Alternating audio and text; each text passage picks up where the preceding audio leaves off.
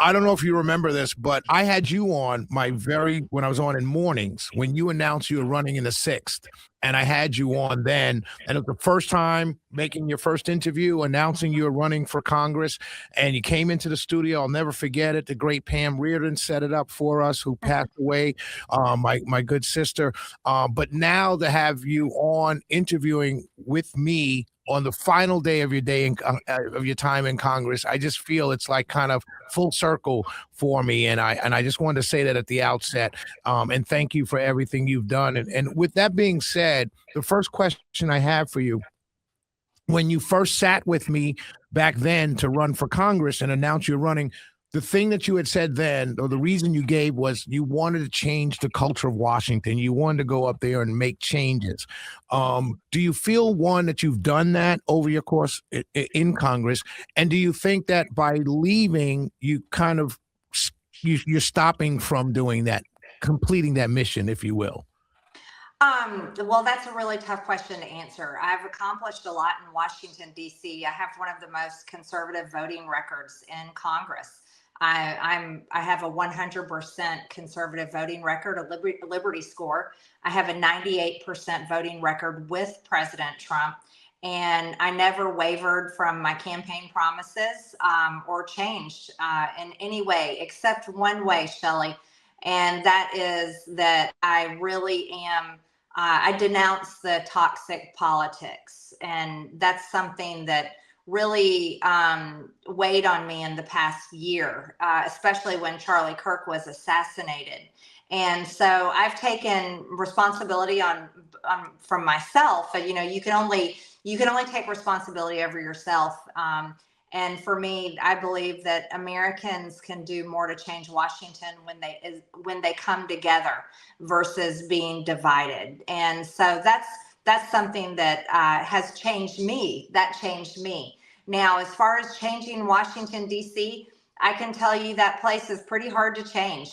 I voted against all foreign wars, but yet they still continue. I voted against all foreign aid, but foreign aid still continues. I voted against all budgets that were over budget, but yet the debt is nearly $40 trillion in debt.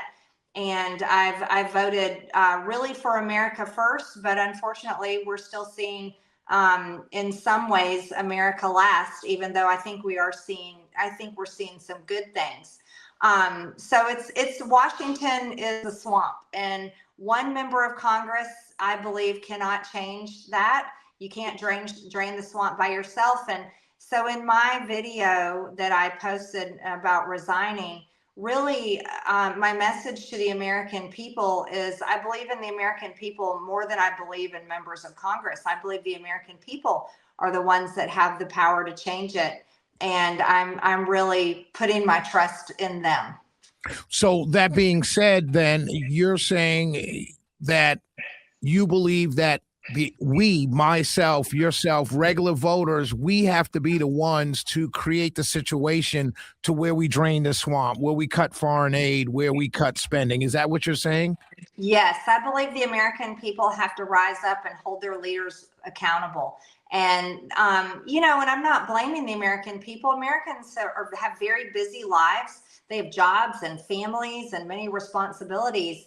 And the American people have trusted their leaders to do a good job. But you know what? Your leaders are really not doing a good job. And I think the results speak for themselves. Like I said, we're nearly $40 trillion in debt.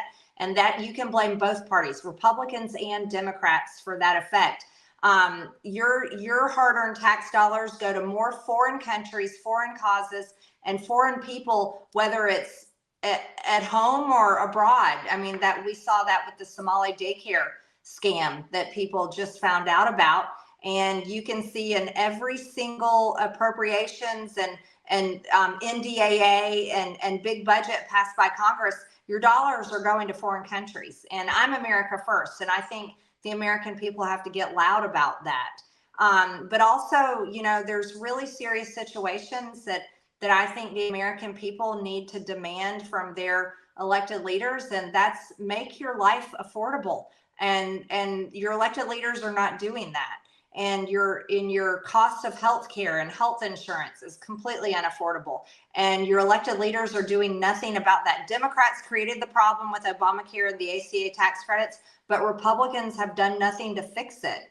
And we have serious issues going forward with AI and the future of things like data centers. And those are things people need to get really loud about, because that's going to affect your power bills. That's going to affect your water resources, and AI could replace your jobs. That's something that I disagreed with President Trump on. I said there should not be a state moratorium for AI. State rights need to be protected on how states can regulate and make laws. I only disagreed with President Trump on a few things. It was AI, H-1B visas. I think they should be ended. I think American jobs have to be protected.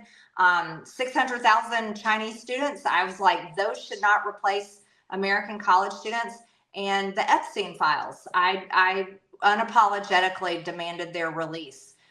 So that was our few differences, and I'm for America first and completely against regime change and foreign wars.